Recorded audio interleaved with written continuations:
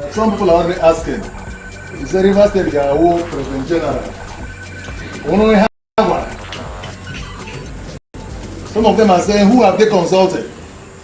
River State is one of the statutory member states making up Ohaneze and Ndigbo worldwide. That we have supported other Igbo states to produce the President General of Ohaneze and Ndigbo from inception, along with other offices, and our allegiance has remained unshaken. Now, therefore, we appeal to Ndigbo all over the world to stand by the Constitution of Ohaneze and Ndigbo and ensure that a free, fair, transparent, and credible election is conducted come January 2025 to elect national officers, President General of the River State Extraction inclusive. GGM, uniting the people. Good evening, viewers. This is BVI Channel 1, and we are back again on GGM Hour. Tonight, we're having a special guest, one renowned, respected Igbo son, who will be exposing one of the fundamental issues that have been affecting Ndigbo in Nigeria today. And I will expect you to share this video to every Igbo platform you belong to. Because what is happening to us is right in our anus. But we're going to address that today, especially talking about the leadership of Ohaneze and Ndigbo.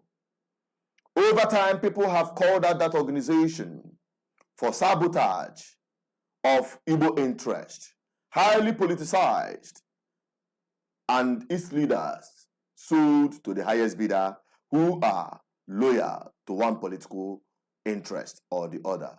Today, as Ndigbo is trying everything possible to unite themselves and to bring all Igbo-speaking communities in Nigeria together, this same force is trying to undermine that process. As the call for River State to produce the next Ohaneze and Ndigbo president is in the coffers.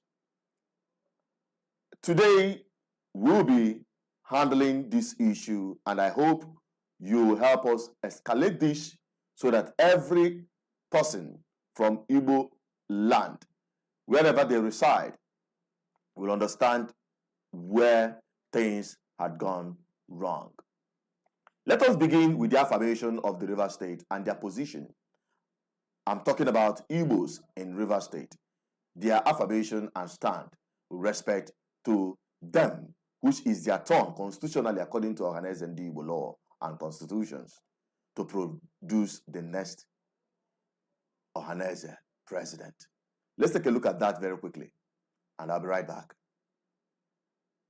Once I'm done reading it, the president will sign, the candidates will sign, and then some select critical stakeholders, including select women, not everybody, will sign, because we want to escalate it to the respective media to know, because we have to start sounding it loud, and equally to take preemptive measures so that the whole world will know and not ask, like some people are already asking, is the River State Gawo President General? We only have one. Some of them are saying, who have they consulted?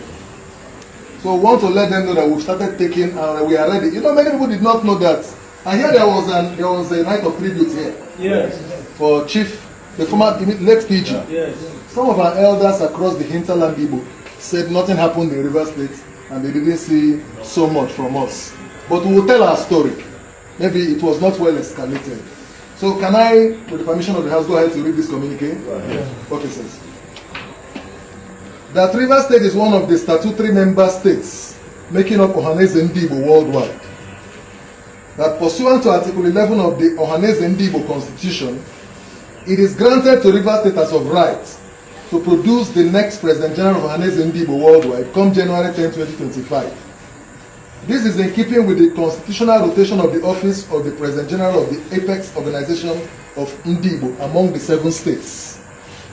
That River State is fully ready to take up this mantle to lead Ndigbo worldwide.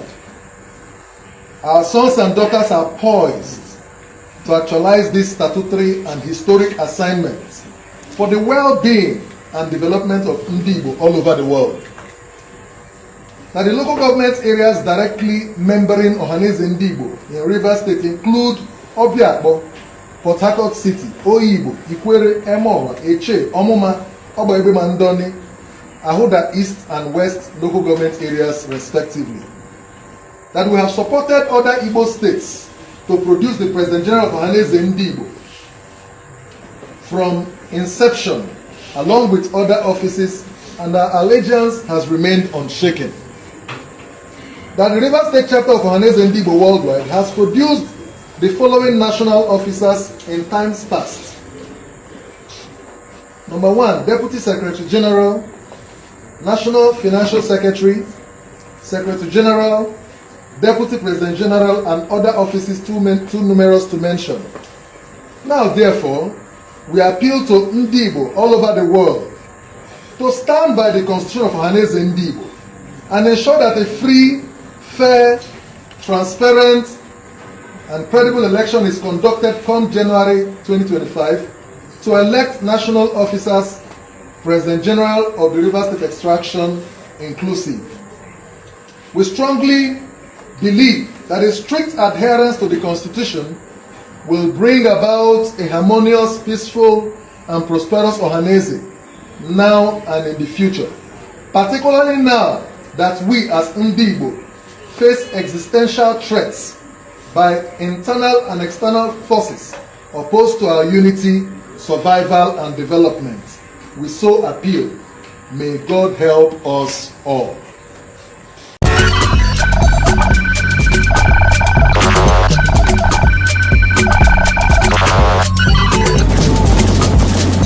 GGM, uniting the people for good governance.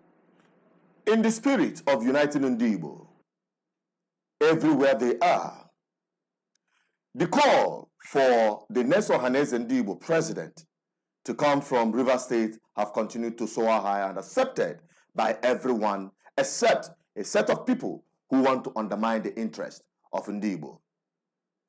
Let us review the personality of the man in question, Barrister Uche Okuku. What he said during the Igbo Development Foundation 4th anniversary, which I attended, witnessed, and published that very statement that has gone far and wide. Let us review that very statement. And when I come back, I'll bring in our guest on the show. Let's take a look at that. We're at a crossroads, but we must be tactful.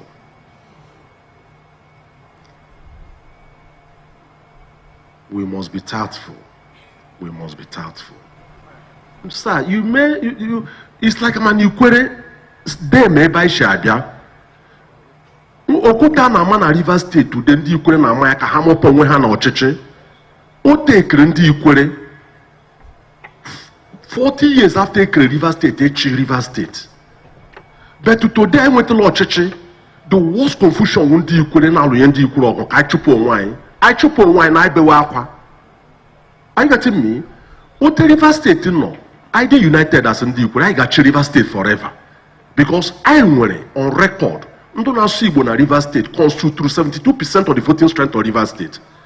But even if you have number, you don't have unity, that number will be useless.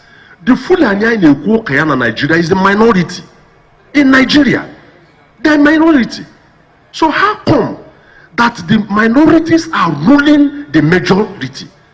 How come that they are ruling the Hausa? How come that they took over a Lauren?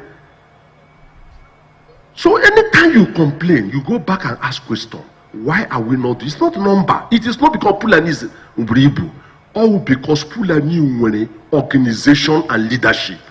Our number, our strategy, our number in media. You need number, but you need clear strategy.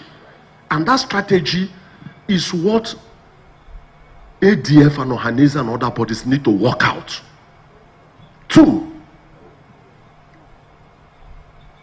Ana Mario, the biggest confidence ndị na-asụ Igbo nwere na Nigeria anaghị ga-ejishi ha aka ikewo ndị ibibio anang na ndị efik. If we have them, yadi united, imeri na anything are difficult.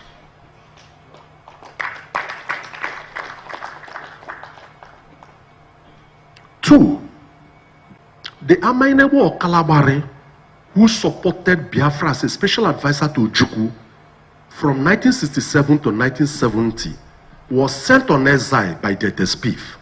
He died in 1973. His remains were buried at Ikoyi Cemetery for supporting Biafra. They've not returned it today.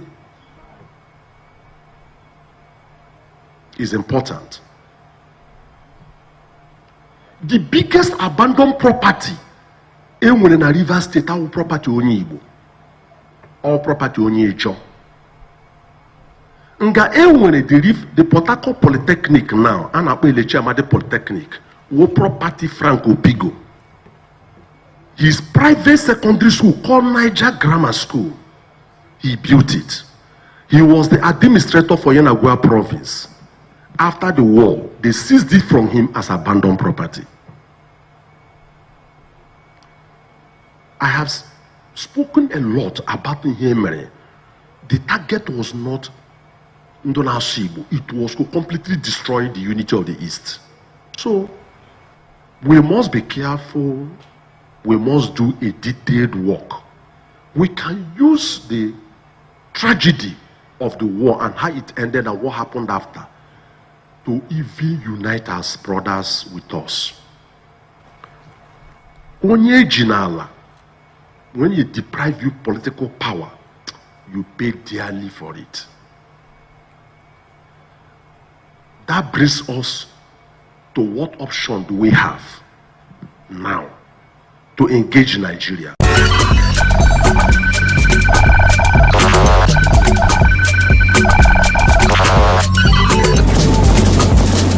GGM, uniting the people for good governance. That is it. And without delay, let us welcome our guest for today, Mazi Obi Okoli, who is joining us all the way from United Kingdom to highlight on these issues we have tonight on GGM Hour. Good evening, sir. It's my pleasure to have you on our program tonight. Good evening, and I greet you with the sincere greetings of peace. Can you hear me? Yes, I can hear you. I think it's muted. I can hear you. Hello? I can hear you. Well, I think he's not there. We'll have him back again. But I can't hear him. I can hear you. Please hang on.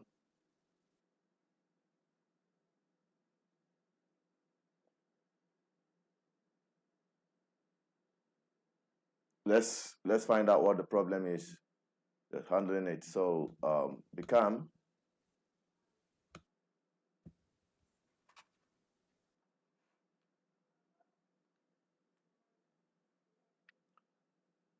Well, while we wait, let us have a recap of what we are talking about this evening with respect to the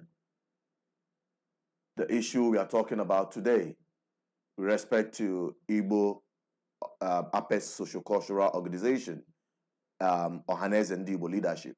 Okay, let us quickly bring it again, the position of River State people while we try to sort out the technical problem. Oh, okay, now I can hear you, and but we are yet to get your visuals up on the platform. The technical crew are working on that.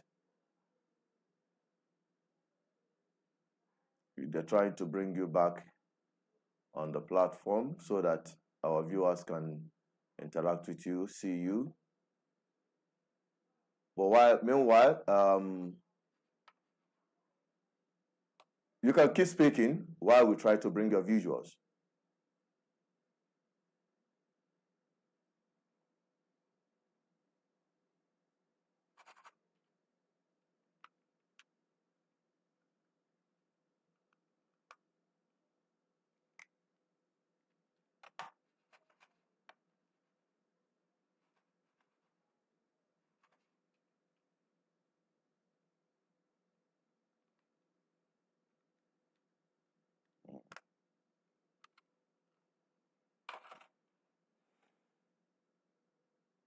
Thank you. What is your position with respect to the leadership of Ohaneze and Ndigbo? Before now, there had been complaint by non-organizational members of Ohaneze and Ndigbo. I mean, the general public, the general Igbo community.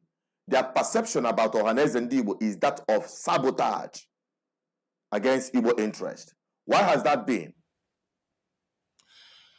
I must confess that in the recent 21st century, that it's been very pragmatic amongst Igbo people to only speak about the bad things and the evil things about our people and our nation.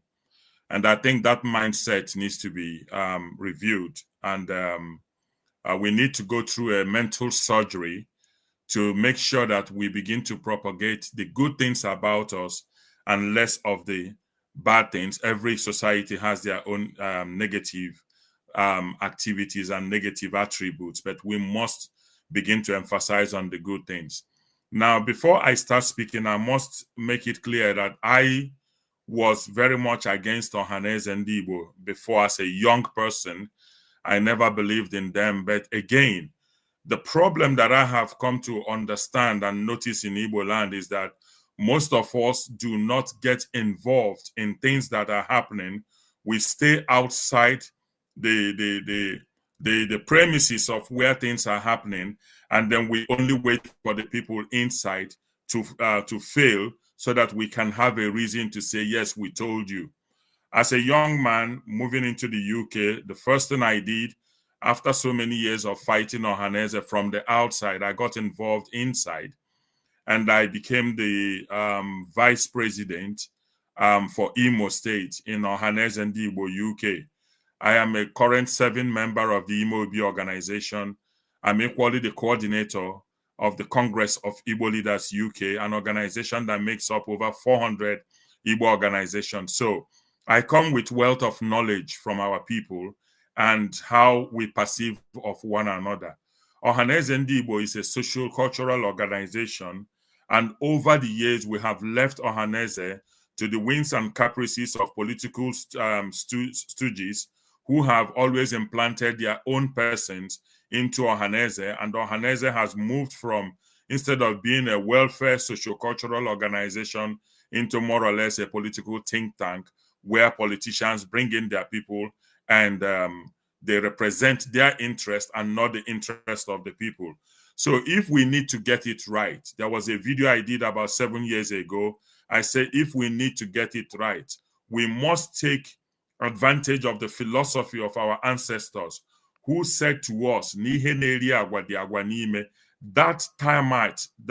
termite that eats the beans lives inside the beans. We need to go into all the institutions that are taking care of, that are representing Ndigbo, and make sure that we have our input into those organizations.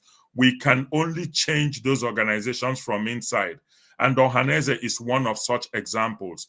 Ndigbo has abandoned this organization for so many years, and we all need to go back there and take responsibility and take the opportunity that it presents to make sure that Ohaneze speaks for our people. And that is the same thing with the political representatives that we send to the House of Reps and to the Senate and even to the gubernatorial level. So we must begin to take charge of our destiny, because the people that are there do not care about us. So it is our imperative right to begin to engage in every activity or every organization that represents our people and make sure that our voices are heard. All right. Now, now that you've addressed that very issue, now let's narrow it down to the leadership of Ohaneze and Ndigbo and how they emerge. Do you think that there are foreign interest in the leadership of Ohaneze, meaning interest outside Igboland, influencing Definitely. the emergence of presidency of Ohaneze and Ndigbo, and why? Definitely. And this foreign interest has been there since the 60s after Igbo Union failed. I think what we need to do first is to go back and ask ourselves, why did Igbo Union fail? After the war, Igbo Union was used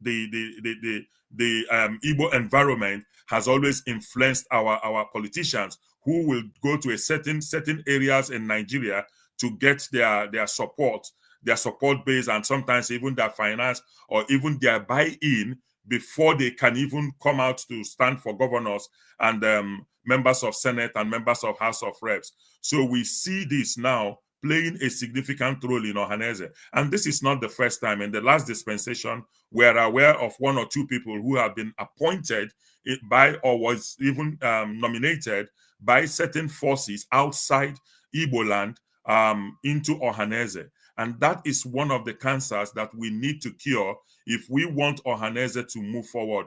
Ohaneze must be seen to be inhabited by individuals that are patriotic to our primordial society. We cannot have outsiders who have the name of Igbos representing us any further. Okay, now talking about this issue of uniting Ndigbo together, you know, outside the 5 eastern states, there are other people. You can identify them for us and for the benefit of our listeners and viewers across the globe. Those states outside Southeast that has communities of Ndigbo.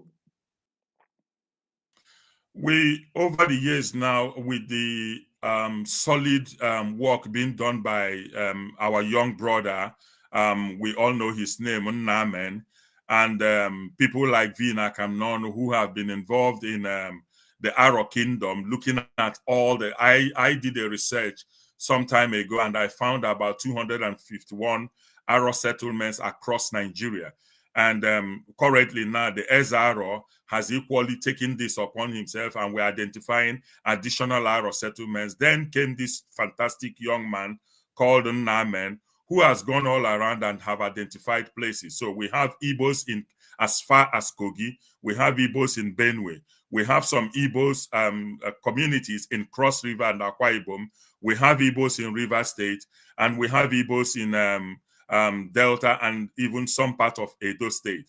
So our target and what we have been putting our effort into is to support people like Nnamen to identify other communities that inhabit places like Bayelsa State and all the rest of them where Igbo people live, up to Haiti. We've done some job to even identify the Igbo community in Haiti and have been able to bring them back to Enugu to come and identify with their Igbo heritage. So it's a very painstaking job that we are doing.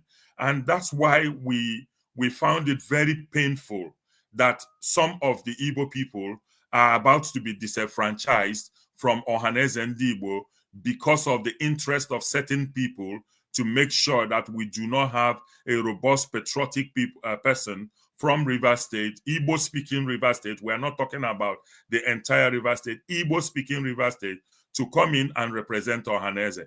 And they were originally in the plan of Ohaneze as the 6th state of Ndigbo to be part of Ohaneze. All right, let us quickly take this caller. We are live and direct, and let us get those people's opinion who would like to speak to the program tonight. Hello, good evening. Hello, good evening. This is BVI Channel 1, and you are live on our program, GGM Hour. Good day, sir. Yeah, good day. What's your take on what we are talking about? Please be brief. Okay, what are you talking about now? I don't know what, I just called your number. That's very quite coincidental, but you have to wait and listen to the program. If you're not watching yet, you can just log in and follow the program. Then you can call back and follow up with what we are saying, and you can also ask questions, because this very program is very important for Igbo unity and progress. Okay, maybe I'll log in and call All you. right, thank you very much. Don't forget that this program is live, and we are streaming from our social media platforms on Facebook, on Instagram, on our backup YouTube channel, BVI Channel 1 Plus, and of course here on our main channel.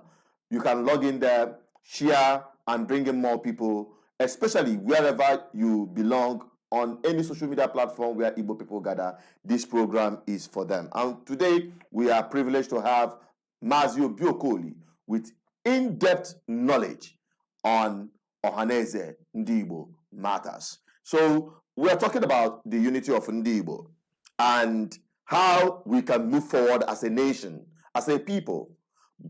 Over the years, we have been, fragmented, pushed in different states across Nigeria, just like he has mentioned, additional more states in Nigeria. You can see them in the south, as they call it. You can see them in the north central. You can see them in southeast, as predominantly known.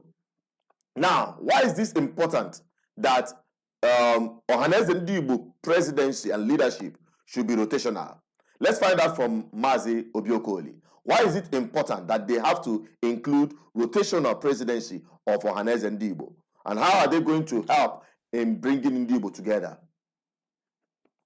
I think the original founders of Ohaneze, they had a very fantastic idea.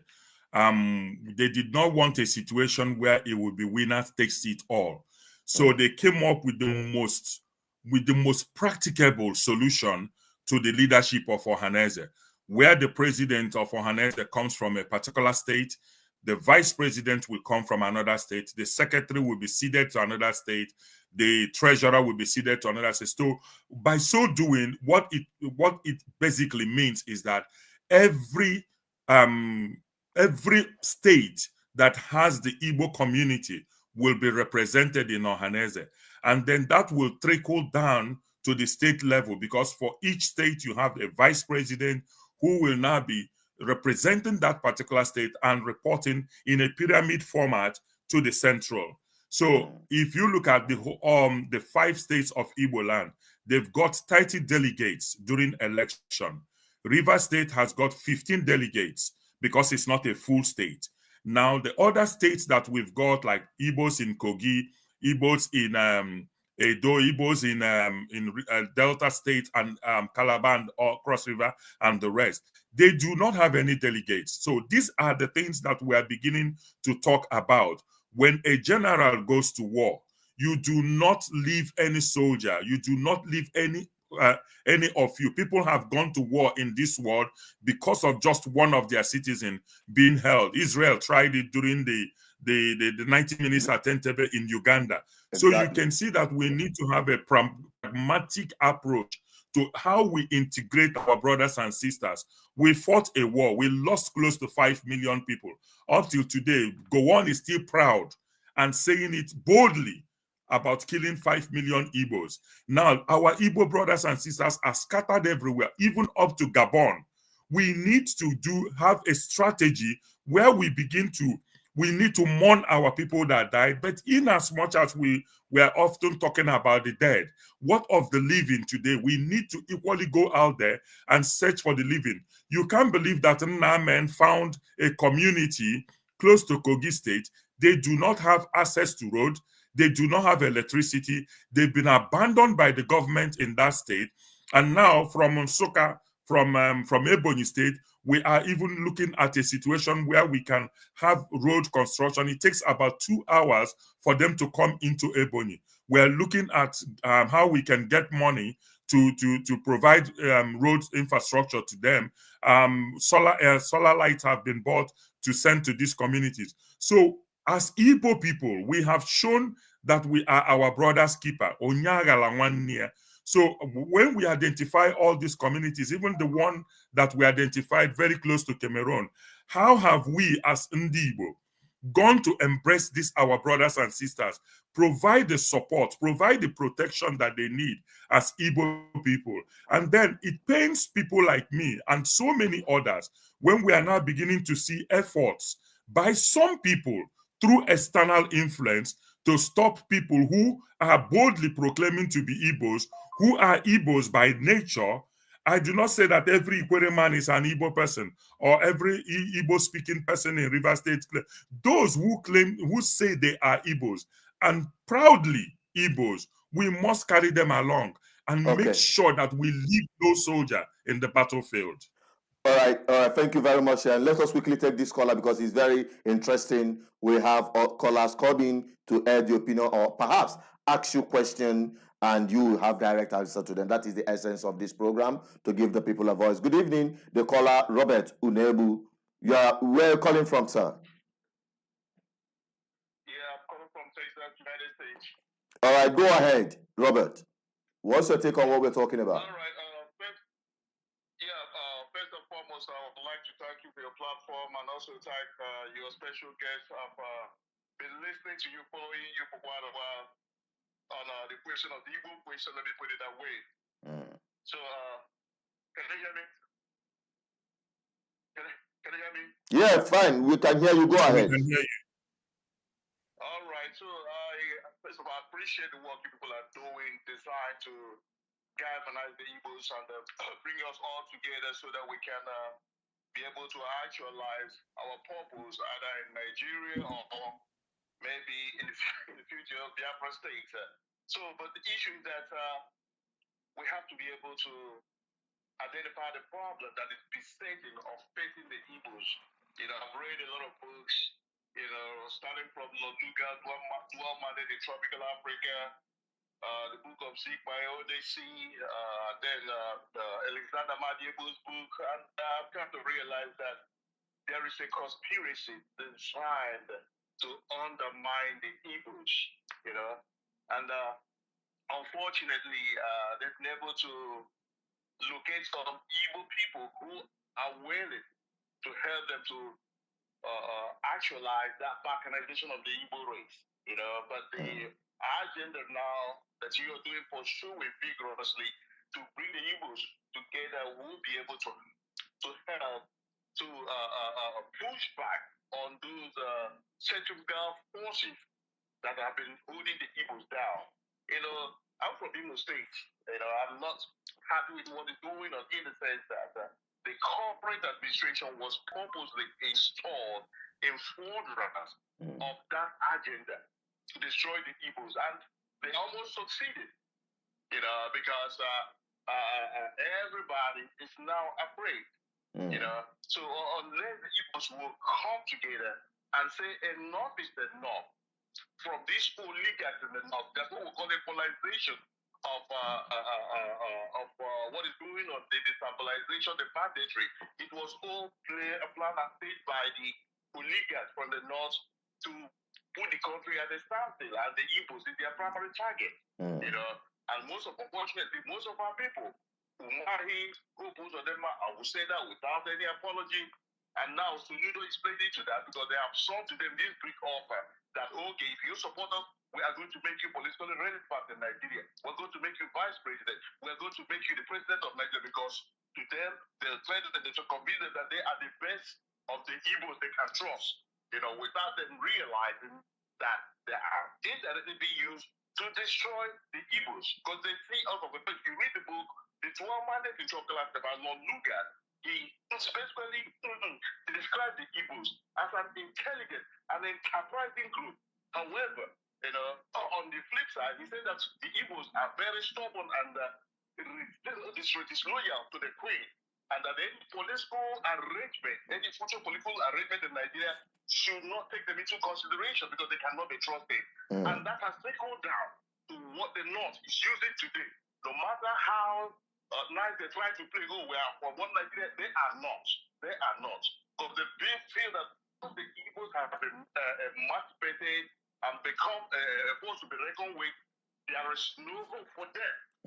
So that's why they're doing everything possible. So if we can galvanize ourselves as you're doing, and thank God the person of Ogelo, I've forgotten his name, your guest, is doing everything possible to take that narrative. You know, so let's just complete that with most of us in diaspora who understand the dedicated challenge we are facing are willing to support. You know, so that's my take for that. All right, thank you very much for your position. I think Mazi Obi Okoli, you heard what he said, and yes, I do. Now talking about this issue of the importance politicizing Ohaneze and Ndigbo, you know, over the years we've seen the political class driving Ohaneze and Ndigbo, and that's why many people have lost confidence in the organization. Now, should it be a reverse case where the Ohaneze and Ndigbo should be driving the political interests of Ndigbo and not politicians driving the interest of Ohaneze and Ndigbo as an institution? What we are looking for in the next, and having had the conversation with Jackson, one of the candidates for the presidency of Ohaneze, and having had intensive conversation with both of them and Barrister Okuku, Kingsley Okuku, we have always underscored one point. We need to review the entire constitution of Ohaneze and Ndigbo. Ohaneze and Ndigbo as an institution must drive its power and authority from the people. The name Oha, Naeze, must be respected and must be inculcated in anything we do. Now, the political, the governors are representing the states. They can make their own input into Ohaneze because we need them as the custodian of the state, as the administrators of the state, as the people who are responsible for the security. But for Ohaneze to work, for Ohaneze to represent our people, Ndigbo must have a buy-in. Every Igbo person must have a constitution of Ohaneze. We must have satellite offices where people can go and register. We must work with the PGs of all communities in Igboland. And that is one thing again that we must say. We do not need the governors to help us appoint PGs from communities. Let the communities choose the PGs from their community who will be representing them.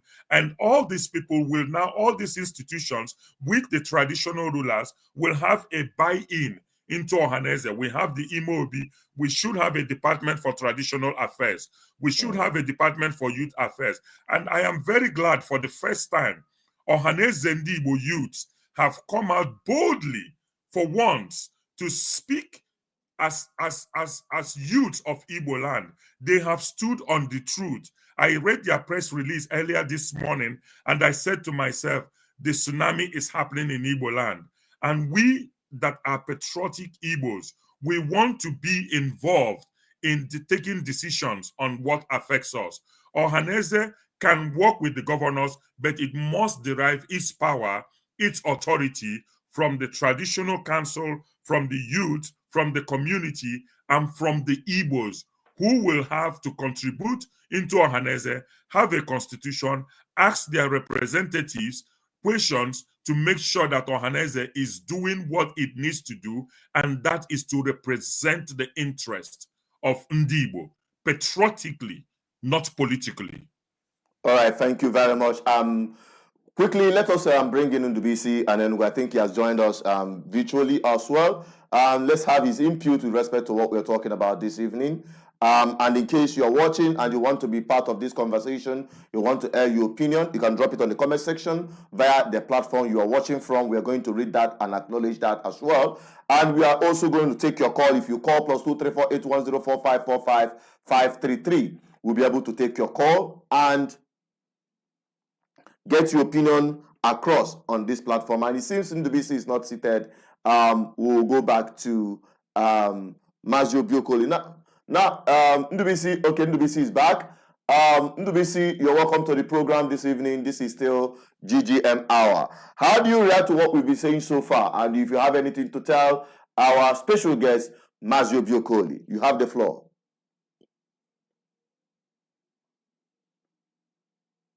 You can unmute yourself. Thank you, Chinedu. Greetings to all our. Okay, you can hear me now. Yes, yes. Can you hear me? Yes, I can hear you, but you can pause. Yes, you can pause there. Let us, we give priority to our callers who are calling in to air the opinion. You can always have your time. Hello, good evening. Hello, good evening. Mazi Obi Obienu. You're welcome to GGM Hour. Yeah, good morning, my brother. Good morning, Dialogue. Thank you so much for what you are doing. Yeah. Go on. Yeah, I say continuing on educating our people and giving us the information we need to be able to discover ourselves or rediscover ourselves. Yeah, let me say thank you to your guest who has gone all the way to say a lot of things this morning. As you know, Igbos now, we say that this is the reason I'm calling with respect to the discussion on board right now. This Ohaneze association or whatever, Ohaneze and Ndigbo, it's supposed to be the apex socio-cultural group of the Igbos. And I remember sometimes about 15 years ago, I wanted to be a part of it. We were advised that we cannot come in as individuals, that we have to come in as a community, which makes a lot of sense. In other words, you can't just come and become Ohaneze, someone or chieftain, without the absolute recognition of your community, which makes a lot of sense. But today, I don't even know how this group are organized. We don't know. Because for me, that is from Oba. I can tell you honestly, I don't know anybody in Oba. Maybe there's few of them who is part of this socio-cultural group or the apex socio-cultural group that come out every time to speak for our people. I need to know that. Okay. I think Mazi Obi Okoli is here to address that, and where they are not getting it right, we'll push for that to be addressed and fixed, because that is very important and crucial. Exactly, because that's where we need to start from. Every reasonable Igbo man knows today that whatever we are doing today, whatever we call ourselves doing today, is so disorganized. And we need to organize ourselves. And for us to organize ourselves, we must have a solid framework, a solid, echelon in place or ranking in place. Because I remember those days, the Igbos were organized by the war groups and everything. I'm not recommending that for today because I got to go. Okay, you might be rounding up. You might be rounding up now, so that we'll give room for other people. Okay, I'm sorry. Let me not take time. So that's where I'm heading to, and I want to make an input concerning what your guest said about the Igbo should appoint. the government should stay away from the president generals. My brother, we don't have anything like that before. What we have is Igbo. We don't have president generals. So I think that's one of the things that needs to be abolished in Igboland is that president generals. And, let the Igwes and the state governors should take their hands off of the Igwes. Let the community select and elect their Igwes. Okay? I think that's where we need to start coming up. But I can understand the problem they are facing today because it's like anybody can jump out and say he wants to be Igwe, even when he doesn't meet the criteria. But anyway, I'm rushing my thought, which I don't want to do.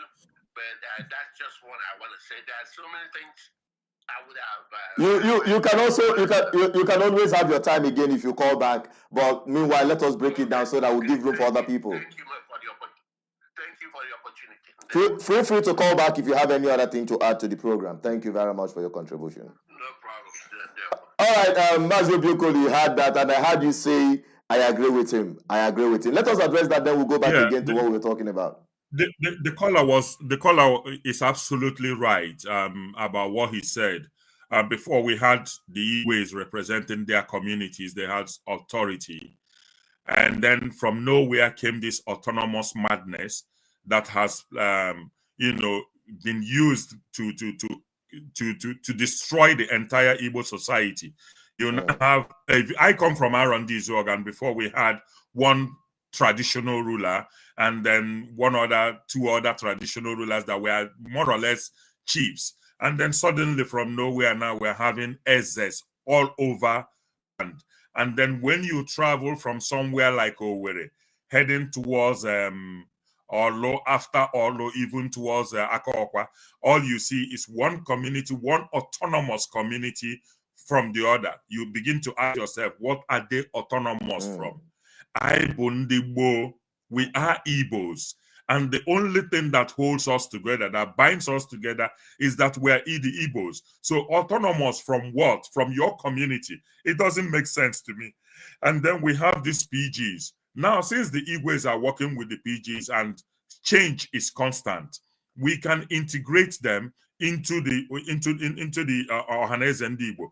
What we are talking about is a mental surgery for Ndigbo, a new day, a new dawn for Ndigbo that will begin to identify where our brothers and sisters are. We need to have a strategy in place, a core Igbo strategy that will take care of ourselves. We must begin to understand that nobody likes us. Nobody wants to take care of us. We are complaining about marginalization. We are complaining about bullying from the Nigerian state. But what are we doing internally ourselves to make sure that we are robust enough to face any challenges from anybody? You can see what is happening in the global space today. There is xenophobic influences all over against Ndigbo. You go to TikTok, you go to everywhere, they are opening rooms every day. And these people are having dysfunctional testicular fortitude, just talking about Ndigbo, destroying our image. Our young men, that's why in my last video, I said I do not blame anybody like Ruben Abati, who came up and was giving a false narrative on a single story format.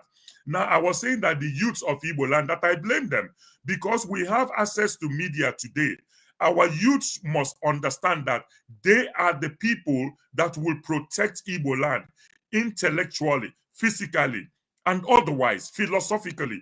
We need Igbos, people like Dibia and all the rest of them that are coming up today to begin to educate our people about our culture and tradition, who we are as a people.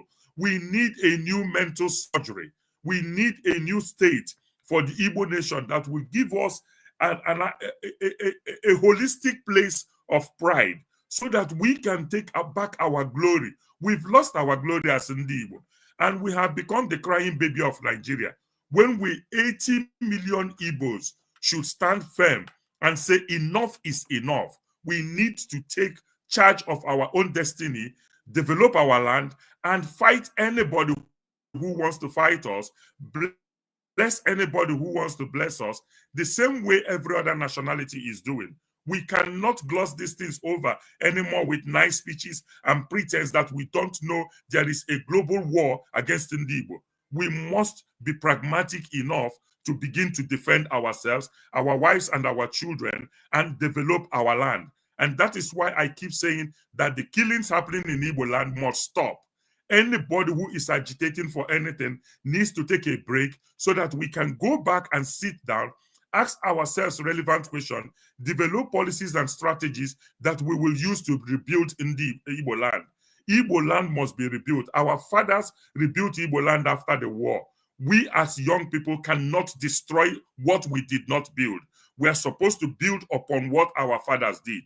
After the war, they were given 20 pounds. And when we look at Igbo land today, we can see their resilience. We can see the effort of what they've done. Why are we destroying what we did not build? We must develop Igbo land. We must create a peaceful Igbo land. We must remove all these nuisance that they call police checkpoints and military checkpoints in Igbo land to allow our people the freedom of movement. This is a fundamental right that we need. The governors must do something about it. And for us to have a free Igbo land so that investment can begin to come in. There is a plot against Ndigbo, and we cannot continue to waste our time and ignore and pretend that these things are not happening. We must take our destinies in our hands. God bless. All right, thank you very much. And I don't know if Ndubisi has finally joined us back again. If he joins us, we'll take him in and proceed on this program. Meanwhile, we talked about this issue of participation of Ndigbo generally. And with the way you talked about it, with respect to the emergence of Igbo presidents or the executive or leadership of Ohaneze and Ndigbo, having delegates 18 from each state, and in River State they are giving like 15. Doesn't that strike a chord of minority? You know, giving them that kind of slot, like not making it an equal representation, because that is one of the things we are talking about in Nigeria, where every other state got more representation than the Igbo land. And here we are adopting the same approach in the governance of the very most important institution, talking about socio-cultural institution in Igbo land. So how do you address that? I think we need to be pragmatic here and have a mind of understanding. Okay. 80 million Igbos spread across 6 states of the southeast. Now we have majorities there, and then when you come to River State, we have at the borderline about 7 to 12 communities that you can trace their ancestral lineage to the Igbo community. So it's not a full state per se.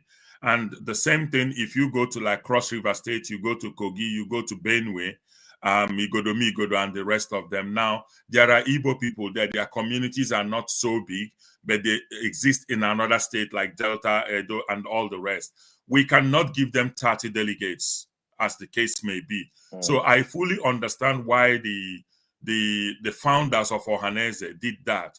But if in future Ndigbo want to review it, that's why I keep saying Ohaneze must be owned by Ndigbo. If we look at it, see Onyagala Wanya, Eme Dike Kesi Me Okoronkwo, we can always review such things and say, okay, we want to make sure that everywhere Igbos exist, they should have equal delegates. But I think, like I said earlier, I do understand why River State has 15 and other 5 core Igbo states with their large population have 30 delegates. Okay, now talking about participation generally, because just like the caller who called last mentioned, you don't see the participation from individuals. Majority of the people do not even know how and when these elections happen, who takes up this election, how they emerge, and the rest of them. And in my own opinion, because this is not the place we can sit down and change everything, but we form opinions, which, if taken up, will enable us move further as a people. Now, for instance, this issue of participation, you've talked about how important it is to, trickle down on Ndigbo structure down to every community, where everyone who wants to participate in active programs of Ohaneze should identify and register himself, so that at least they will know who are active in this organization. And those who are active in the organization can also participate in the election. Because when we look at people who emerge as leaders of Ohaneze, who do not or may not represent the will of the people, and the people are not having the option to make their choice. Now, would it come to a position or time where the election of Ohaneze Ndigbo will be like an election like Nigeria is electing their president, where everyone can participate through Ohaneze registry? Is that possible? Mana ndị Igbo na-asị na ụla tọwa ụtọ. Ekwobe. Ihe anyị chọgodoro, the first thing that we need to do here is to make sure that we look at the constitution, we look at the institutions of Ohaneze. Ohaneze membership is by community and affiliate, what we call affiliate organizations. So if you've got a business, if you've got a community organization, if you've got any interest group like yourself, you own a television station, the other person might own a radio station, these groups can become members of Ohaneze. Why? Now, when you trickle that downwards, if, for instance, Aaron Dizog is a member of Ohaneze and I belong to the Aaron Dizog Patriotic Union, it means that I'm equally a member, because my dues, the money that will go to Ohaneze is the money that I have contributed towards. If an Nnewi man comes, the Nnewi community, for instance, in the UK, will become a member of Ohaneze. It trickles down that all Nnewi people are members because they will pay their dues to Ohaneze. So Ohaneze does not recognize individual members, but it recognizes what we call affiliate organizations, communities, interest groups, charity organizations, and everybody can become members of Ohaneze. It is then from there that the delegates are selected to go for the election. Remember, the delegates are only selected during election time. So what happens in Igboland is that because we are not participating, we do not know when the delegates are selected. Somebody can just sit in Owerri and say, you come, you're representing Nnewi. Nnewi people don't even know about it because they are not fully registered as members of Ohaneze. They do not even receive any commission from Ohaneze. You cannot even tell the last time any community president or PG visited the Ohaneze website to even understand what Ohaneze stands for. So until these things are corrected, and that's why we're saying with a new leadership coming into Ohaneze, we're going to look at Ohaneze constitution. We're going to review that. We're thinking about having Ohaneze radio station that will be broadcasting so that our people will know the interest of Ohaneze in certain things. They will hear from Ohaneze. We are thinking about having a national conference. One is going to an award is going to take place in Enugu very soon, I think on the 27th of December. And we're looking at national conference, this forum that was being organized by World Igbo Congress, so that Ohaneze can begin to talk to the people. You cannot be appointed to represent us and you're not talking to us. And when we brought Nwodo to the Chatham House here, there was we created the platform for us to have a meeting, Umunna meeting, in the house of in the Amnesty International, but Nwodo declined and went home, which was one of the major issues that caused the problem between Nnamdi Kanu and Ohaneze. And most people will not say the truth, but that was at that point was when Nnamdi Kanu decided that Ohaneze is not for us, because after Nwodo finished speaking to Ndocha na Chatham House, we expected him to have come to the Amnesty International building, which we paid for, and we were ready to have a dialogue between IPOB, Ohaneze, and other interest groups. He declined, jumped on the plane, and left. It was at that point that Nnamdi said, enough is enough, I'm not going to discuss with these people anymore. But the truth is not being said, because I was involved in organizing that meeting, in making sure that that meeting took place. That's how I know. But Ndigbo, majority of our people don't even know that opportunity was offered by Nnamdi Kanu to sit in a very cordial atmosphere for us to have a conversation. When ADF came in here, ADF had a very intensive, pragmatic meeting with IPOB because they need to listen to the elders equally. You cannot,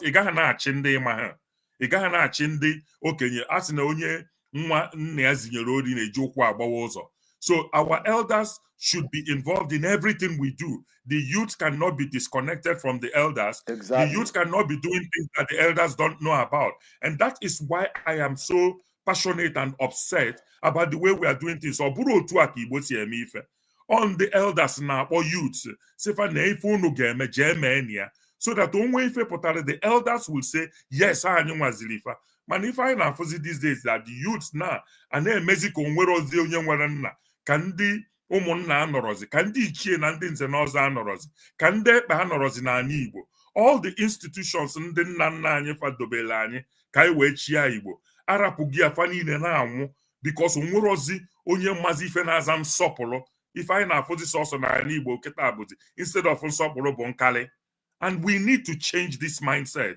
And you want to put now that we must return Igboland to where our forefathers, what our forefathers wanted Igboland to be. It must be a place of respect, a place of solitude, a place of peace, and a place of community growth. And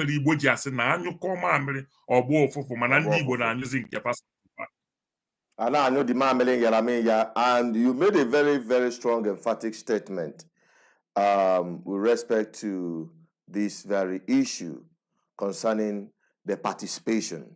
You see, the way you were explaining it, myself, I'm beginning to see a better picture of Ohaneze and Ndigbo and how it was structured and why it is so and how people can participate.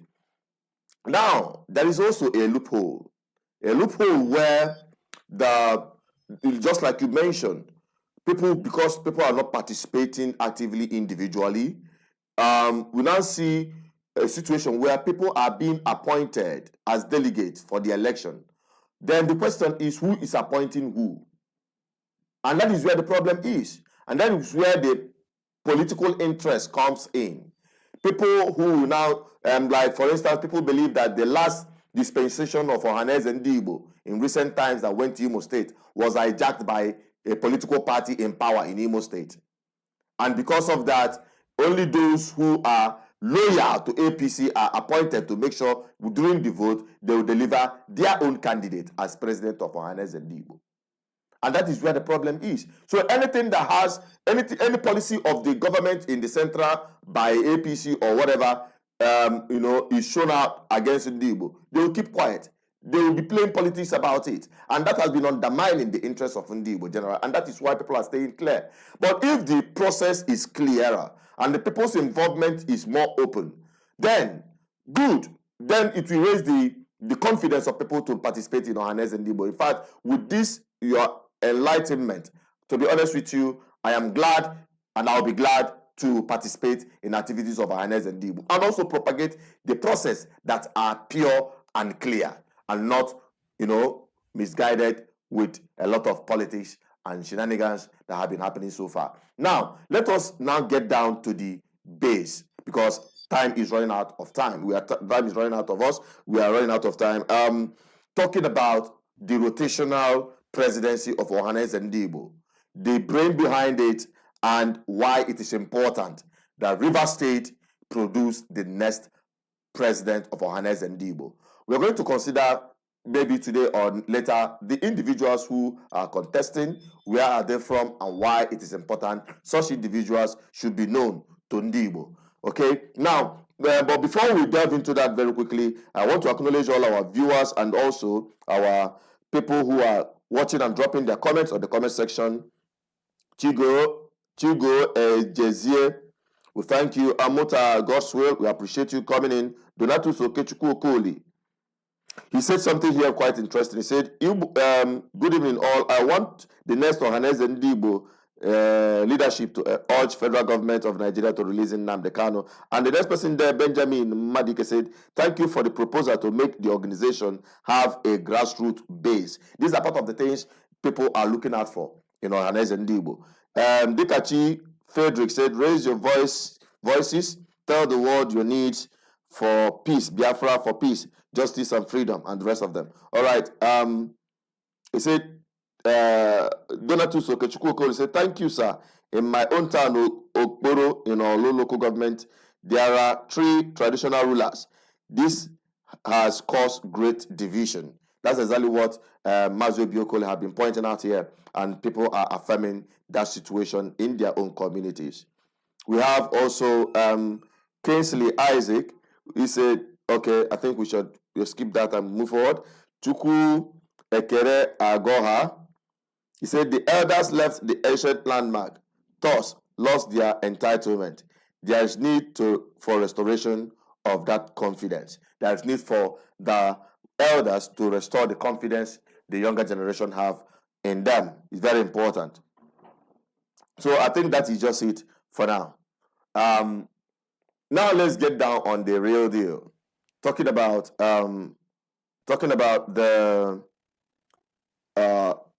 the need for Rivers State to produce the next Ohaneze president. But before you answer that, let us quickly acknowledge those who are watching from Facebook. Ugochukwu Madoha, Robert Unebu, who also called in during the program, or Menam Uche Donatus. We appreciate you, and Abraham Prince. Every one of you who are watching and dropping comments, we appreciate you. Now to Mazi Obi Okoli. Why is it important for Rivers to produce the next president? One thing I need to make clear, you know, when I did the first video, I took painstaking time to read through the comments of people. Some people were not very charitable. Some of them insulted, but some of them made a point. They said, Rivers State said they are not Igbos. Okay. From the foundation of Ohaneze and Ndigbo, Rivers State has always played a role. The history is there. If Ohaneze has an archive, you can go and read through. There has been participation by Rivers State in Ohaneze. Now, the last vice president of Ohaneze, Joel Crowham, happens to come from Ahoda in Rivers State. He died. The Lord called him before, even though I think he died before Biozo, His Excellency, passed on. So Kingsley Okuku, people like Amadi and the rest of them, they have been in Ohaneze. They have taken positions in Ohaneze. So we were shocked when we heard about a clandestine plan in Igboland to disenfranchise the people of Rivers State, Igbo speaking part of Rivers State, from being Ohaneze president. There is a plan from some interest groups outside Igboland to deny Rivers State because they know the 2 candidates, the 2 front-runner candidates, are very patriotic and will not be pushed around by any governor because they will represent Ndigbo the way they will. We have interviewed these people through the Global Igbo group. We've called them, or Imobi UK has called them, the American citizens have called them, the European citizens have invited them. We have interviewed these people. We've shaken them. We've gone to their roots. We've unearthed a lot of videos. We've gone to their communities to know their interest. We have done our research. We invited them in and they interviewed. And I can say boldly that we are down to 2 candidates, fermentable candidates from Rivers State.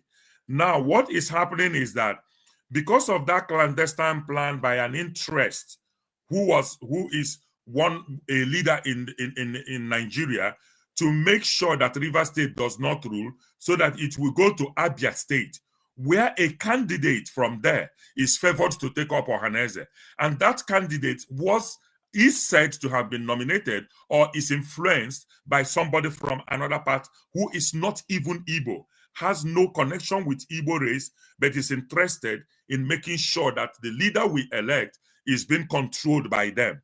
So they want to disenfranchise the Igbo-speaking part of Rivers State and take that into Abia State, where that candidate will emerge.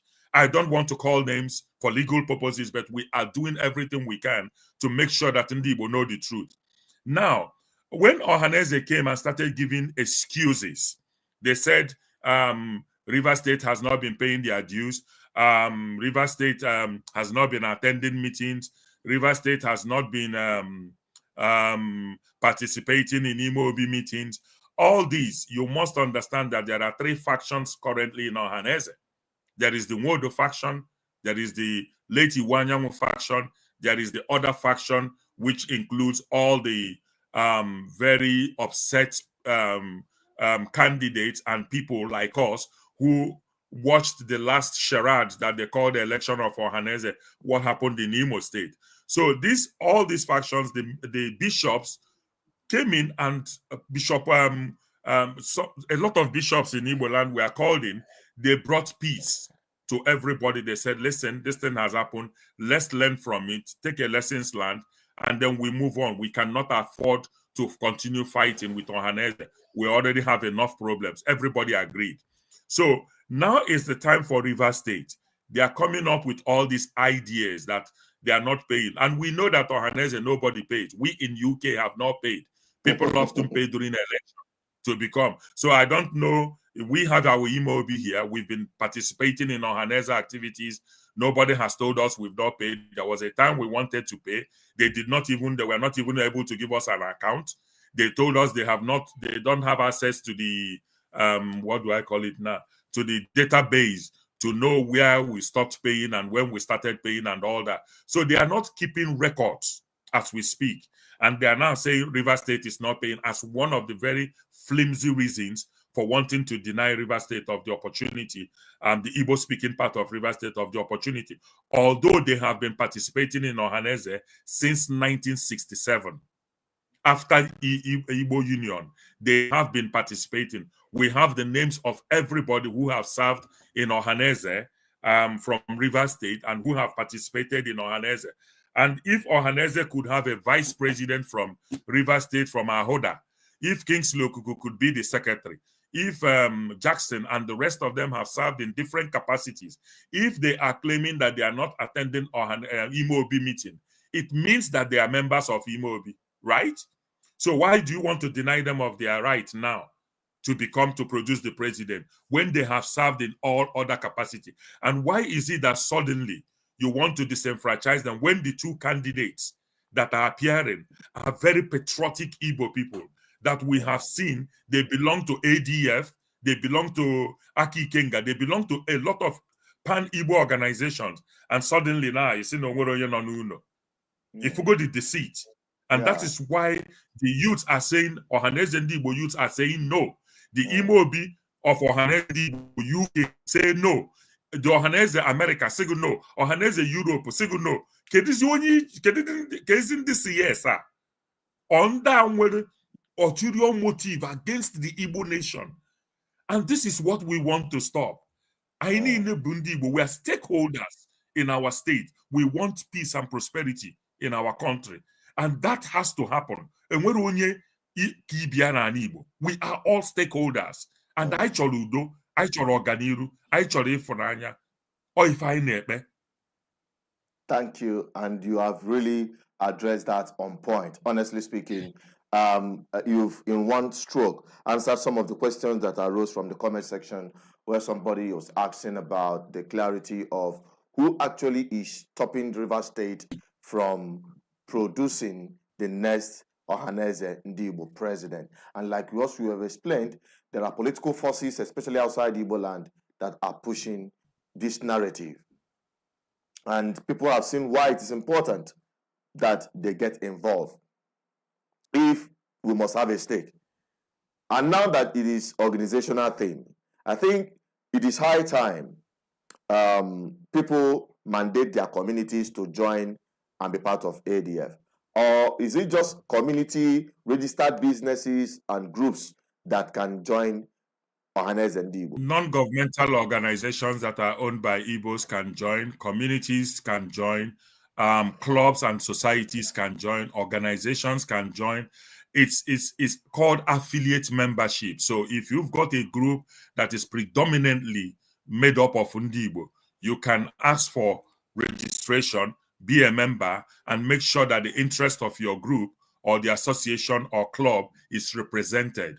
So it's called affiliate organizations. And we all these affiliate organizations, like in the UK, all these affiliate organizations during our elections will have 5 votes each to cast.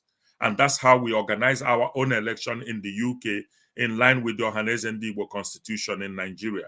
That is the umbrella constitution that we use. So all affiliate organizations registered will then have a say in who becomes Ohaneze president, because then you can know who your delegates will be, why have those delegates been chosen, and who will be representing you during the election to make sure that your interest is served. Okay, now talking about delegation, that question, who appoints delegation? How do they emerge? People would like to know. Normally, when you have affiliate organizations and delegates are seated, your organization or group or community will nominate a delegate. But what has been happening over the years is that people sit in one comfortable room in Enugu and then choose delegates for everybody, as in a list, and you just hear the. So because of the lack of interest and participation, the format of selecting delegates have always been illegal, so to say.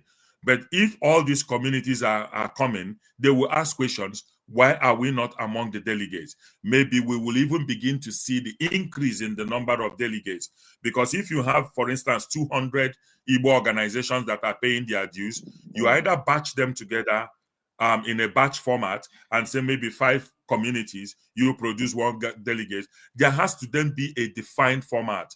But as it is now, I would be lying to tell you the truth that I even understand fully how the delegates have been selected. And we've known it has always been a political decision to do that because of the lack of participation of the communities. It is largely in confusion, and these guys thrive in confusion. They create that smoke. They create that smoke and make it very difficult, if not impossible, for Ndigbo to find out what they are doing. And they now hide under that. No wonder things have continued to go bad. No wonder we seem to lack leadership when it comes to that very important organization. It seems to be hijacked by the political class. But is there hope of rescuing it back to the people? Because when you have various organizations joining and participating, there is hope. If we succeed in making sure that one of the 2 front-runner candidates from Rivers State emerges, we have, like I said, we have had intensive interviews with both of them, and he has promised to review the Ohaneze Constitution. And because the Americans, the diasporans, and a lot of the Ohaneze youth, the women groups are all interested this time around, it's not going to be business as usual. So we expect that if a new president emerges, that the first thing he will do is to begin to look at the constitution of Ohaneze. We need to review the constitution and present a better constitution that the people will be proud of. And both candidates have equally promised to make a copy of the constitution available to every Igbo person. There will be satellite offices set up across Igboland where people can go in. If you're being marginalized, if you're being brutalized, you can go. Call it the Igbo type of very dark black man. There will be satellite very dark black man scattered all over Igboland where people can go and complain and make sure that Ohaneze has your interest at heart. Lawyers will be made to volunteer to those areas. Priests will be made to volunteer. We are looking at working with the candidates to build a new Igboland that will take care of our people. All right, I think that's exactly why the sabotage had been happening, especially trying to deny Rivers State that opportunity to produce. Not because they don't want Rivers State to produce the next candidate, but they know they have 2 good options that will actually benefit the people of Ndigbo and not those selected few who have taken advantage or have hijacked that organization called Ohaneze Ndigbo. That is a better summary of this very topical issue. Now, for those who are watching, those who have called, we appreciate you for calling. There are people who have been calling, but we couldn't get through. Sorry about that. I hope we are going to get you maybe subsequently on other programs. I don't know how much we have with our guest, because we have a lot to extract. Them and I say, na illegal Iroko 3. Once and for all. Because in what told them mother is not always easy, especially in the climb where he resides. It is everybody running up and down. It is busy, busy, busy. But it's really a pleasure to have him in this tight schedule to unleash the wealth of information many of us do not have, and that is the essence of this program. So if there is any other thing you would like our people to know before we end the program, you can make it known to them, and we'll conclude from there.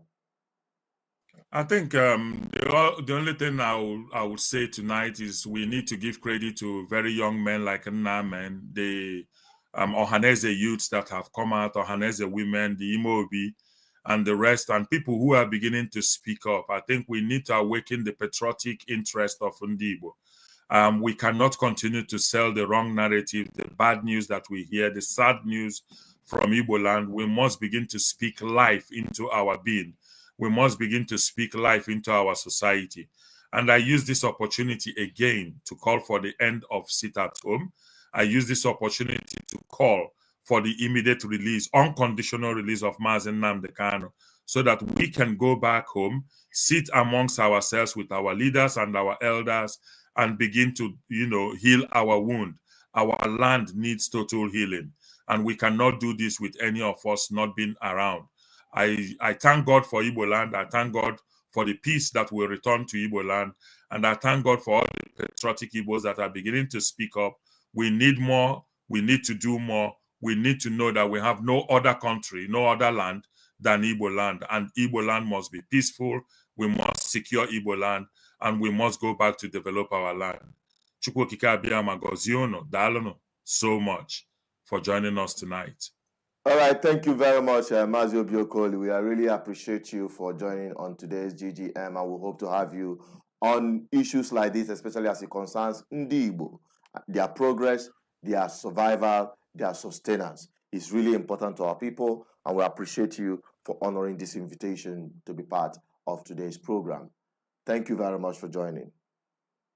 Dalo so much, Dalo. God bless you all. Good night, viewers. But before, I think somebody would like to ask you a question, if you don't mind, if you still have some spare time. Hello, good evening. Hello, good evening. We can't hear you. Okay, I can hear you now. My name is Peter. I am from Enugu State. I am calling all the way from Las Vegas, Nevada, in the US. All right, go on. What's your take? Okay. So I am watching the show on YouTube. I want to thank Mr. Okoli for his input. What I have to say is that one thing I have learned from these Americans is the power of propaganda. Okay? That if you keep saying a particular thing repeatedly, even if it's a lie, people get to believe it. That is the reason why you have someone like Trump in power, even though he's a very horrible human being. The truth of the matter is we have to tell our story. If we don't tell our story, other people will tell our story for us. That is the truth. Mr. Okoli, I've seen you a couple of times. I know you're well spoken. What I will advise is that you create your own mediums. You know the communities where our people are, like there are a lot of us on Twitter. If you have to be making your videos, be sharing them on Twitter, let's get some of our people that are very outspoken, these people who champion Igbo causes. We need like 10 to 20 YouTube channels, podcasts. We have to keep talking. The right wing control the media in America because they own the highest amount of outlets. It's a numbers game. We need more Igbos running podcasts. We need more Igbos in the media. That is, Tinubu has ended controlling a lot of the media in the West, from The Nation to TVC and the rest of them. It is a media game. Ogadi here, I sincerely appreciate you and the name today. I've been watching you over time. I appreciate the work you're doing. But what I'm saying is we need more outlets to be telling our story. Because a lot of our people are tuned out. they are ill-educated, they are uninformed about the fight, you understand, for the Igbo man. A lot of our people have little interest because they don't even know what is at stake. Whatever it is we have to do. Mr. Okoli is making a huge point. I saw watching Namen's video, like trying to bring in our brothers from the other states. One thing I have to say about this Ohaneze thing is, how is it possible that all the Anioma people in Delta State have no representative in Ohaneze? Because what he said that Delta doesn't have any representative. That's a shame if that is actually the case. It's actually a shame. Okoli, please, I will beg you, in the name of God, please keep talking. If you have to create your own channel on YouTube and be making podcasts, while people on Twitter and the rest of them, keep talking so that people, just like the way I got on, other people will get involved in this fight. If that's all I have to say. Let's keep talking about this issue. If you have to, like, maybe you want to set up like maybe an alternate organization that is championing Igbo cause. So because you can give it any name you like. We create a website, we create a forum, we start getting membership, our people start getting involved. The more people are bringing in, we are asking them to do more, bring other people involved. It has to be a movement. It has to be a movement. It has to be a movement. Thank you so much, sincerely. I appreciate it. So, God bless you. Thank you very much, my brother, for that very submission. Mazi Obi Okoli, you've heard what he said. How do you react to what he said, especially with that of Delta State? Is that true? It sounds strange. No, Delta is a member of Ohaneze. Remember that Delta was the first presidents of Ohaneze happened to come from Delta State. They are members of Ohaneze. Even in the UK here, Chief Ajidua is from Delta. He was the president before Dr. Igwe from Ebonyi State. So Delta has always played a significant role in Ohaneze.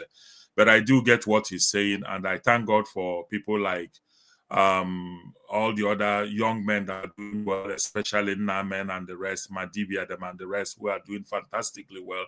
We need to support them, encourage them, finance them to make sure they discover more of our communities, not just discovering them, but we need to integrate them and provide for them. We are soldiers. We cannot leave any fallen hero. We must go back and look for them. And what can I say? Like Ojukwu told me as a young man when I met him, yeah, na my palm, you know, that I should protect Ndigbo. And we all hang on a second. All right, there is a caller who's we all have to protect. Let's hear from him. Okay, the caller on the phone, Ken Aguolo.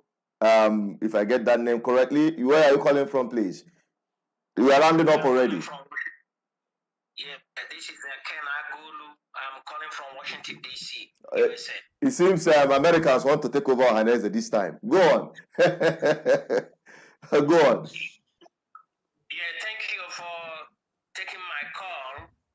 I have been studying the River State folks on their interest in getting the chairmanship of Ohaneze. I also listened to Wanyango a few months ago when he said that the River State folks never come to the meeting. That he has begged them to be part of Ohaneze. Their dues they have not paid.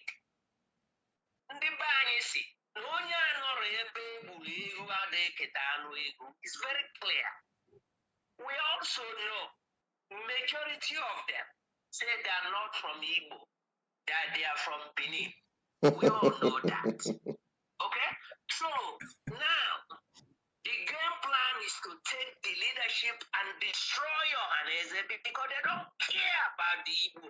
Many of them, I am telling you, there is a guy here in the United States that works for the Department of Defense. His wife is from Igbo. His mother-in-law is from Igbo. He's from But I got his name is Uchenna, and he said he's not an Igbo. Very clear. All right? So, if they are interested, let's listen that in depth. He can't just come and take leadership. After years, you have not participated, you have not paid your dues, and now he said it's your turn. He doesn't go there. We are not into him local again. So, okay, now, are you insinuating that River State people should be excluded from Ohaneze and Ndigbo? Is that what you're saying? Or do you want to, hang on, do you want to strike the entire nations of a people because of one or two people's experience or position? Remember, recently there have been calls, more calls for unity of Ndigbo coming from River State and the Riverine Igbo people. Not even from the main hinterland of Igbo states. So how do you criticize Nigeria? The other time, Abati made a statement that Ndigbo doesn't sell a land because one man said so, without even saying the entire story, and we are all flogging him back and forth. Now we are doing exactly the same thing to ourselves. How does that make sense to you? I don't think so. I don't think so. Okay. If you are interested in a cause, listen, because I don't think so. If you are interested in a cause, you will be part of that cause. You will be participating in that cause. You will be paying your dues in that cause. You can't isolate yourself from that cause, and when you forbid, it doesn't go that way. It's coming. Yes, you don't say they are part of Igbo. That's fine. Let's get I think and let's watch them. Okay. I think our brother needs to be properly educated. Yeah. And most of you saying you're not from Igbo, so you want to hijack it and destroy it. No. All right. All right. Hang on. Let Mazi Obi react to what you are saying. It's very important. My brother, we need to correctly state the facts in a response by Igbo Petroids. Yeah, in a response by Igbo Petroids, Prince Dike Anyanwu responded to my call for equity and justice, and they enumerated all these points you've talked about, and I've answered that before. The question you ask yourself: how many people pay to Ohaneze? Ohaneze, are you aware that Ohaneze has about 3 functioning factions? The caller, hang on. We'll bring you back. They have about 3 functioning. They have about 3 functioning factions within Ohaneze. Ohaneze is an institution where, when it gets to election period, everybody begins to pay because they have interest in participating or contesting or running for the election. Ohaneze does not have a robust institution of dues collection. I remember when we from the UK wanted to pay our dues, we were told that they have to check for the database. So the thing is that the institution needs to function very well.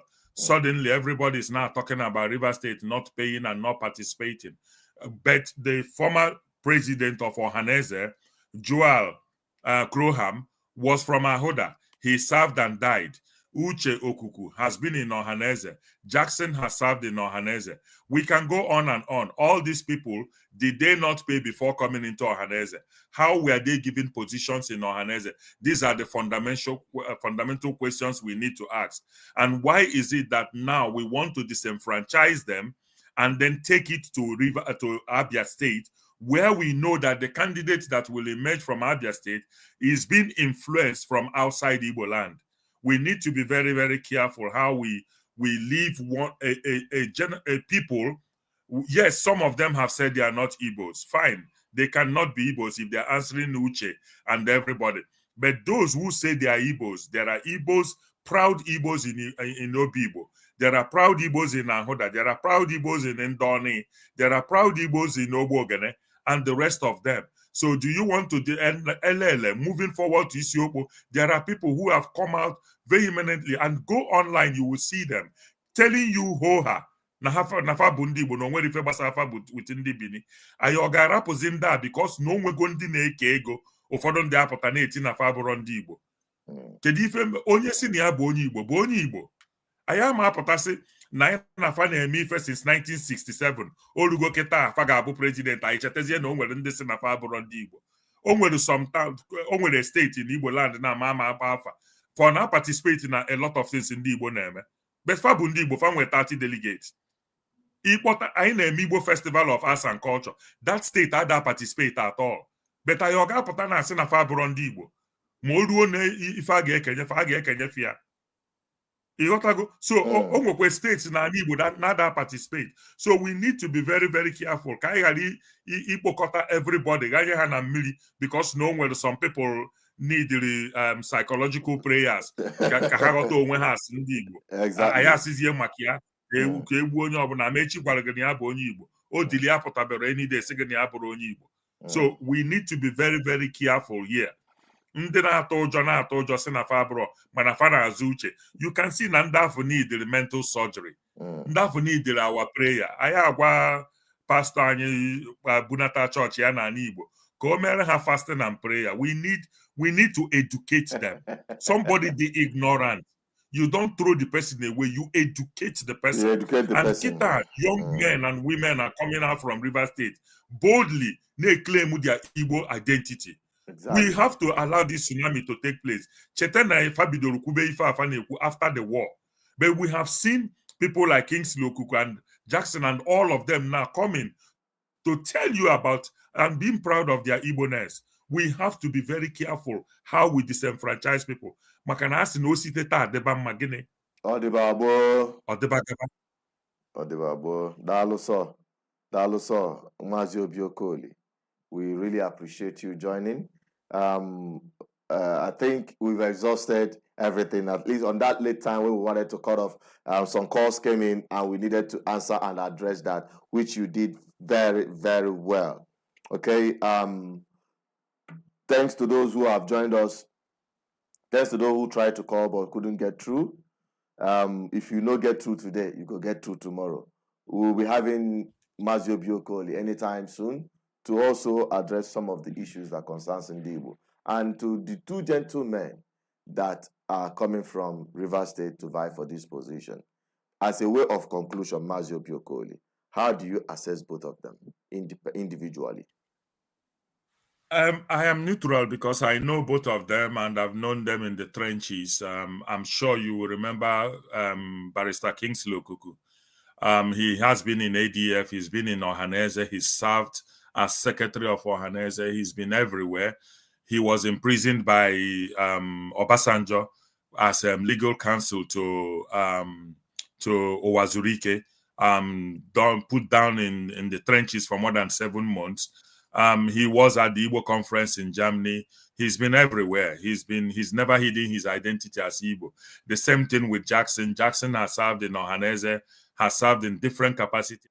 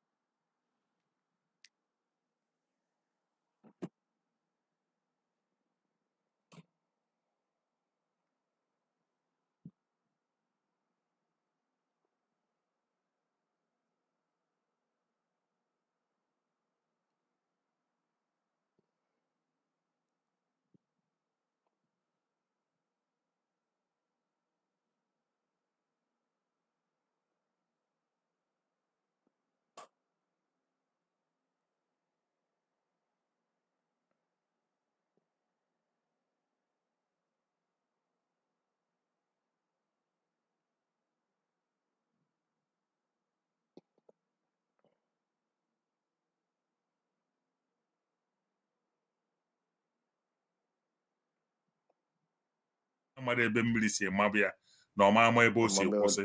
rest my case, but Ndigbo will decide when they hear from these two candidates in a debate that we plan to organize very soon.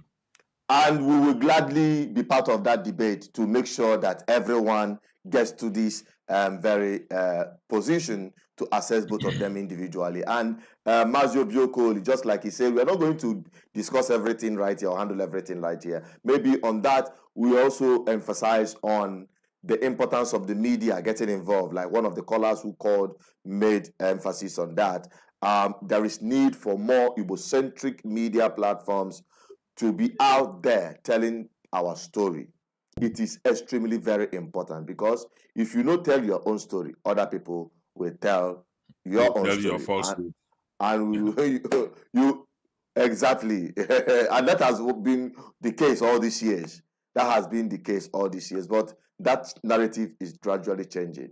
We hope our people will appreciate the effort of those who are doing it, support them, and encourage them to do more. Okay, thank you very much, Mazi Obi Okoli, for being part of today's program. God bless you all, and I wish Ndigbo a Merry Christmas. Biko onye ọbụla chekwa onwe ya, ndị ọjọọ nọ n'ala Igbo, ndị Owere na-asị ya adịkwara n'ụlọ mma, ndị a na-agbagbusi mmadụ n'ala Igbo ya adịkwara n'ụlọ mma. Ọfọ anyị na-agọrọ ala Igbo wa ọfọ ndụ, ọfọ ọganiru. Ọ bịara egbu anyị ga-egbu onwe, onwere onye anyị ji, onwere onye ga-egbu anyị.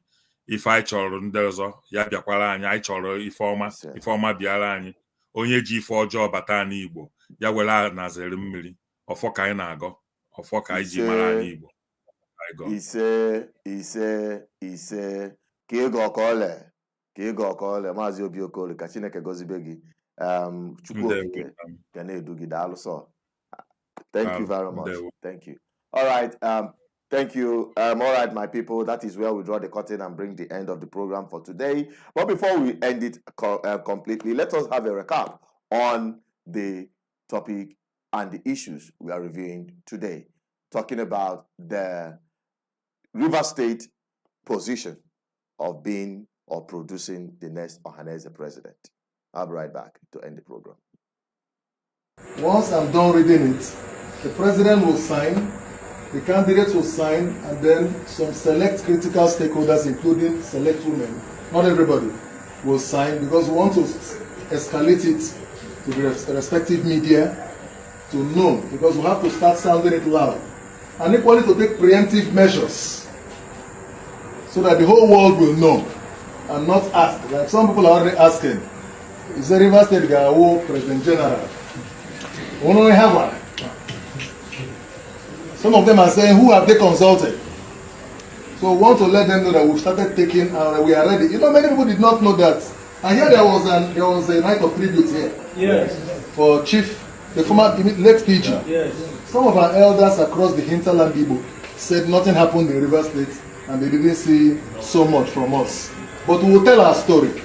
Maybe it was not well escalated. So can I, with the permission of the House, go ahead to read this communique? Yes. Okay, sir. That River State is one of the statutory member states making up Ohaneze Ndigbo worldwide. That pursuant to Article 11 of the Ohaneze Ndigbo Constitution, it is granted to River State as of right to produce the next President General of Ohaneze Ndigbo worldwide come January 10, 2025. This is in keeping with the constitutional rotation of the office of the President General of the Apex Organization of Ndigbo among the 7 states. That River State is fully ready to take up this mantle to lead Ndigbo worldwide. Our sons and daughters are poised to actualize this statutory and historic assignment for the well-being and development of Ndigbo all over the world. Now, the local government areas directly membering Ohaneze Ndigbo in River State include Obiakpo, Port Harcourt City, Oyibo, Ikwere, Emowa, Eche, Omuma, Oboebe Mandoni, Ahoda East and West local government areas respectively. That we have supported other Igbo states to produce the President General of Ohaneze Ndigbo from inception, along with other offices, and our allegiance has remained unshaken. That the River State chapter of Ohaneze Ndigbo worldwide has produced the following national officers in times past. Number 1, Deputy Secretary General, National Financial Secretary, Secretary General, Deputy President General, and other offices too numerous to mention. Now, therefore, we appeal to Ndigbo all over the world to stand by the Constitution of Ohaneze Ndigbo and ensure that a free, fair, transparent, and credible election is conducted come January 2025 to elect national officers President General of the Rivers State Extraction inclusive. We strongly believe that a strict adherence to the Constitution will bring about a harmonious, peaceful, and prosperous Ohaneze now and in the future, particularly now that we as Ndigbo face existential threats by internal and external forces opposed to our unity, survival, and development. We so appeal. May God help us all.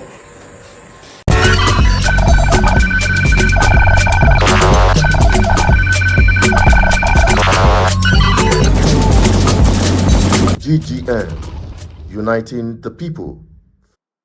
All right, that is it. And I appreciate every one of you for joining this program tonight. And we hope when we come right back next time, we'll be able to bring you more on this. Don't forget to subscribe, like, share, drop your comments on the comment section wherever you find the opportunity to do so on any of our social media platforms. Follow, like, share. Let us build a better society by a resourceful participation on a platform that tells you undiluted truth. I still remain as Suchinot Peters. Stay blessed, stay safe at all time. Bye-bye for now. Like some people are already asking, is the Rivers State President General? We only have one. Some of them are saying, who have they consulted? Rivers State is one of the statutory member states making up Ohaneze Ndigbo worldwide. That we have supported other Igbo states to produce the President General of Ohaneze Ndigbo from inception, along with other offices, and our allegiance has remained unshaken. Now, therefore, we appeal to Ndigbo all over the world to stand by the Constitution of Ohaneze Ndigbo and ensure that a free, fair, transparent, and credible election is conducted come January 2025 to elect national officers, President General of the Rivers State Extraction inclusive. GGM, uniting